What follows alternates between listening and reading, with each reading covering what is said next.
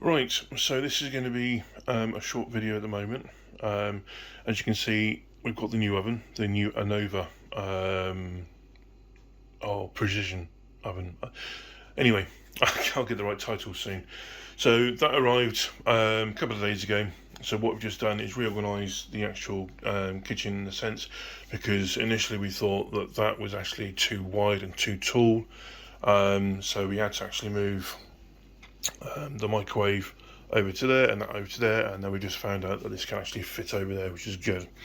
So the initial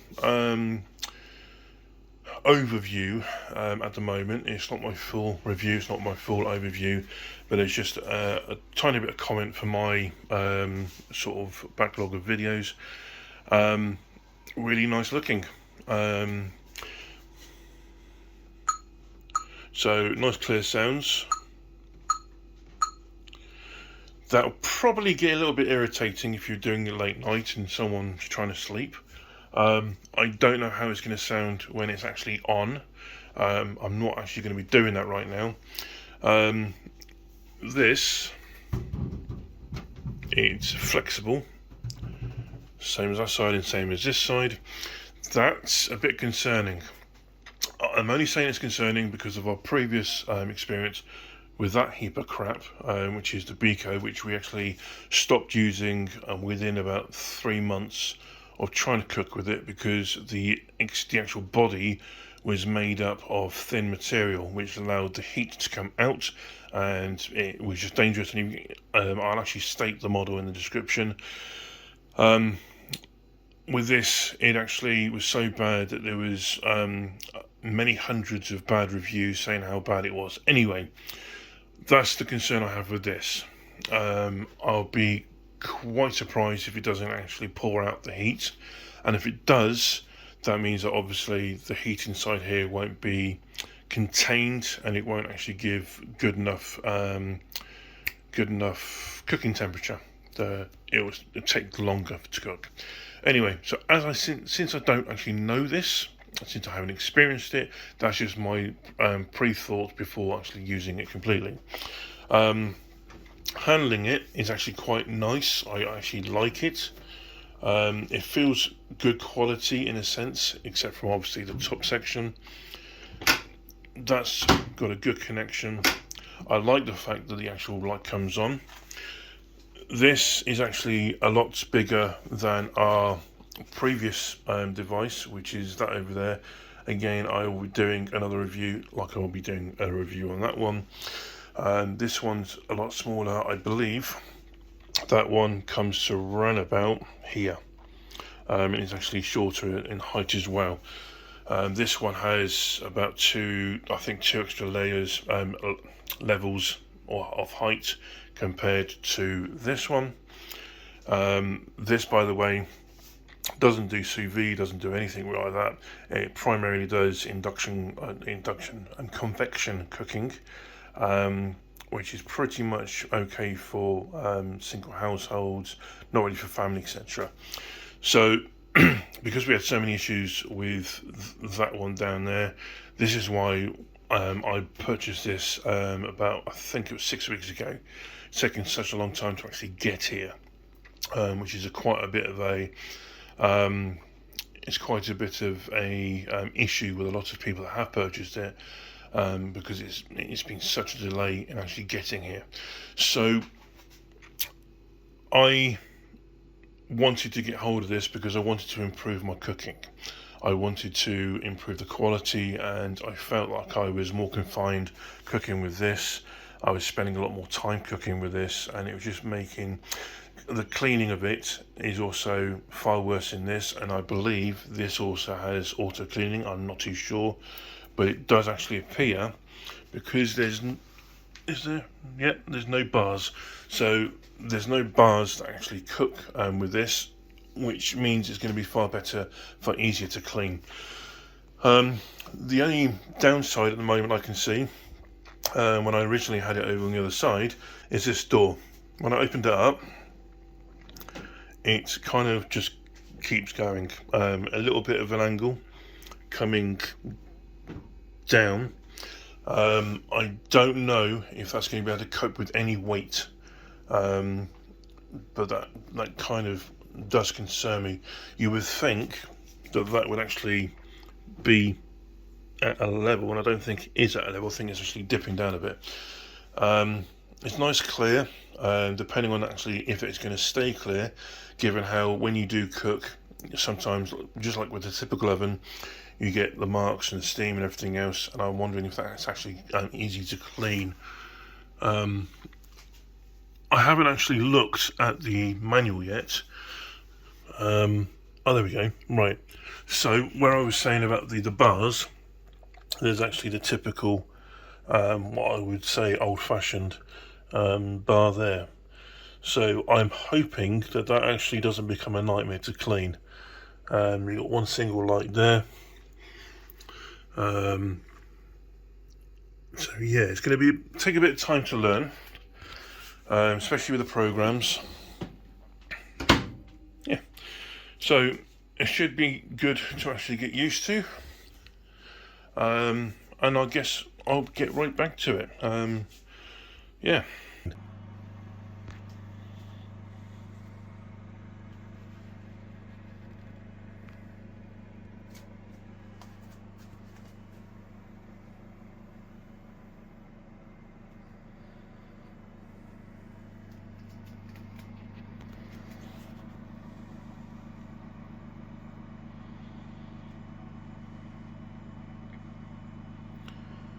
This is going through the first stage of the cleaning. It's on the rear heater element, certain degrees centigrade, 15 minutes, and then it'll ask you as it's finished to bring down the door, let it ventilate, shut it, set it again, but on the second time you'll be pressing that. Okay, so the first cycle has been cleaned. What I had noticed, down there, something along there I think. Anyway, what I had noticed when I came down is that before I turned it off via that, the actual clock had gone down. It hadn't sounded off as far as I could hear because I was upstairs. However, the temperature here kept hanging around the 100, or what the temperature that I set it at. It was going in between 1 and 2 along here, so that tells me that it's still holding the temperature whilst it's finished cooking. Now I don't know if that's going to be happening when you cook stuff, or if it's just a cleaning situation, because I would think that if it's still going to be holding the temperature after you cook something, then it's going to overcook it, even when it's finished the cooking cycle, which I think might be a bit of a problem. Right, second stage.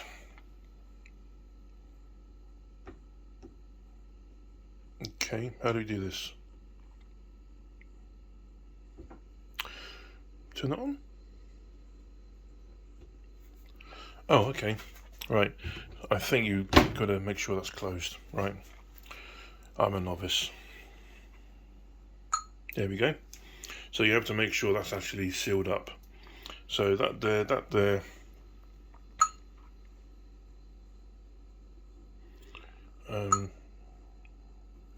That's 1 hour, so I'm going too fast. What I have, something that instantly came to me when I was doing all these settings. It goes from the temperature, and it also goes with this item here. I personally get really irritated when you have to use these buttons, even if it's fast progression. I find it so much better if you just had a wheel. You could just go to it and be done. Otherwise, you can be spending too much time getting to the number, or to the number of the timer, or too much to the temperature. It could be just me, but that is how I feel. Right. There we go. So again, just like the previous, as you can see, when the actual temperature dropped, It dropped down to 135 degrees.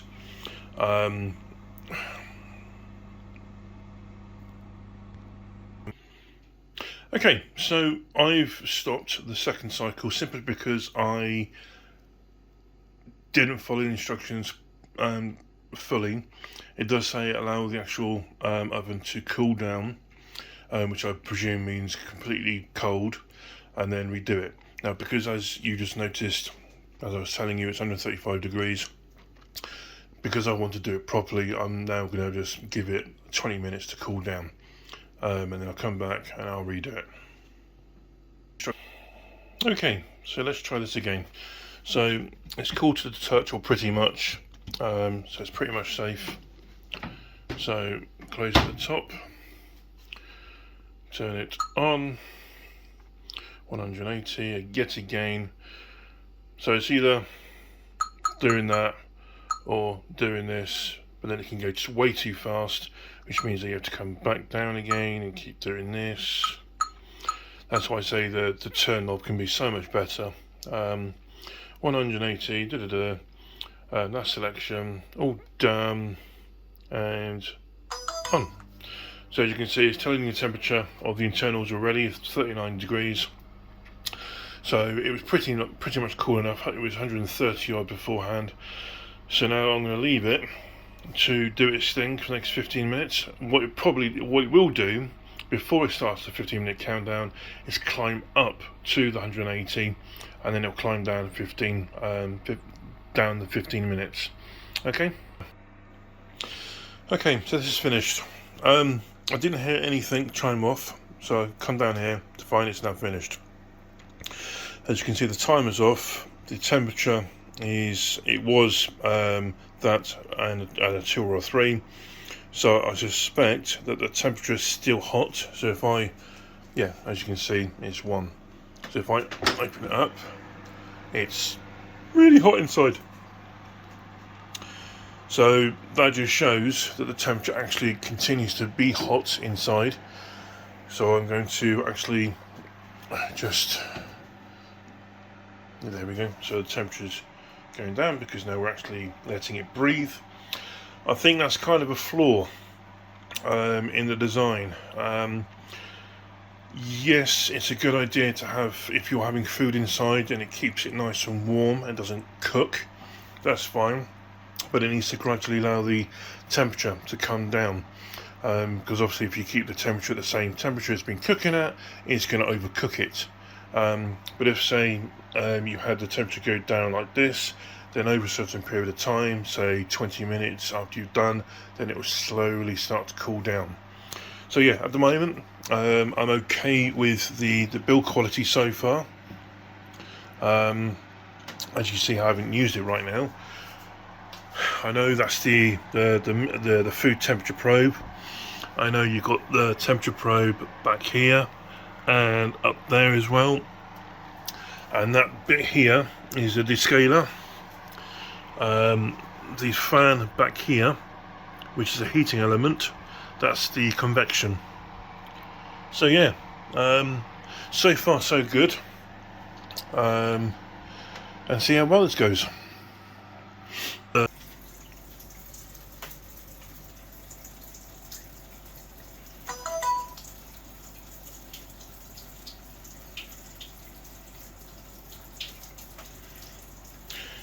Now, as you can see, the timer's gone off. The temperature is still at 200. It's not dialing down, or now it is. So yeah, not really too sure as to if there's a setting that I'm missing. I don't know what that is. Okay, the temperature's gone back up again. So yeah, so what I've discovered as well is that if you do not open this up like so,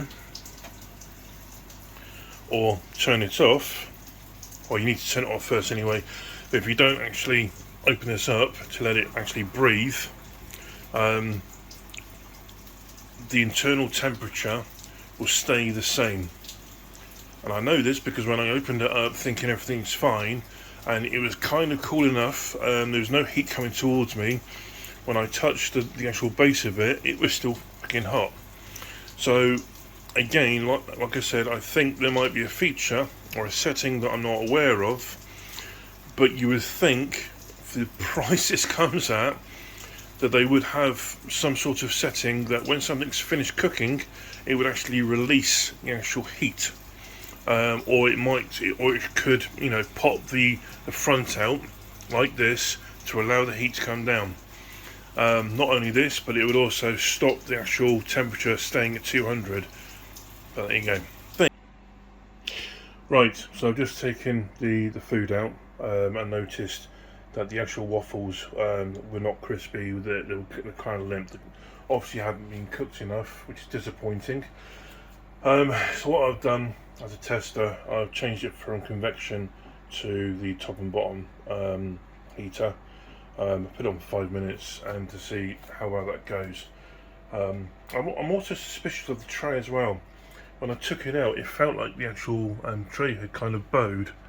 So I'll have to see. But so far, unless it's just a teething issue, for the initial period of a week or whatever, at the moment I'm not exactly impressed with it. It might need a bit of a fiddle, and to, yeah. Anyway, I'm waffling now. So that's the update. Okay, so I took out the scampi because it seemed that the bottom and top combination was actually being quite effective. So I took it out before they were overcooked. The actual waffles are far better now. So I think there could be a problem with the convection section, convection part of it, as in the back, the grill at the back, because I wasn't really getting anywhere with it. So next time I'll be using the dual top and bottom and cooking something else to see if that's actually as effective or more effective than this time.